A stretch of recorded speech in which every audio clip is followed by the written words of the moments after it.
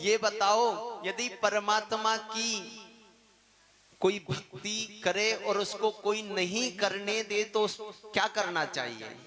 तो तुलसीदास जी ने लिख करके भेजा, बोले भैया यदि परमात्मा की कोई भक्ति में विघ्न बनता है सो उसका त्याग कर देना चाहिए, उसे छोड़ देना चाहिए। फिर मीरा जी ने पत्र लिखा, बोले बाबा मुझसे ही कह रहे या किसी और ने भी छोड़ा है? मुझसे ही कह रहे हो या किसी और ने भी छोड़ा है? तो बाबा तुलसीदास ने फिर से पत्र लिखा, जाके प्रिय ने राम बेदेही, जाके प्रिय न राम बेदेही। बोले जिसको राम जी प्रिय नहीं हो ना उसे छोड़ देना चाहिए, उसे छोड़ देना चाहिए। बोले बाबा किन किन ने छोड़ा है बताओ तो सही। बोले तजिए ताही कोटि बैरी सम यद्यपि परमो सनेही, जाके प्रिय न राम बेदेही।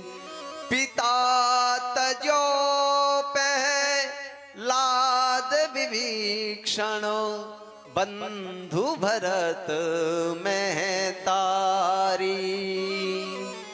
बोले देवी पिता का तो त्याग प्रहलाद जी ने कर दिया, जब राम जी नारायण का नाम उच्चारण करते तो छोड़ने को तैयार हो गए प्रहलाद जी। बोले चाहे मैं सब कुछ छोड़ दूं पर नारायण का नाम नहीं छोड़ू। और बोले विभीषण बंधु, और भाइयों को छोड़ करके राम जी की शरण में विभीषण जी आ गए।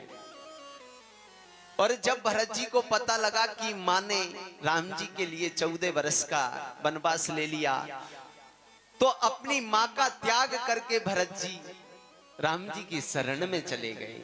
और बोले बलि गुरु तजो कंत, ब्रज बनित भय मुद मंगलकारी। और गुरु का त्याग राजा बलि ने कर दिया। जब राजा बलि से गुरु ने कहा, शुक्राचार्य ने, ये कोई बामन नहीं है, ये परमात्मा है, नारायण है, छलिया है, तुम्हें छलने आया है।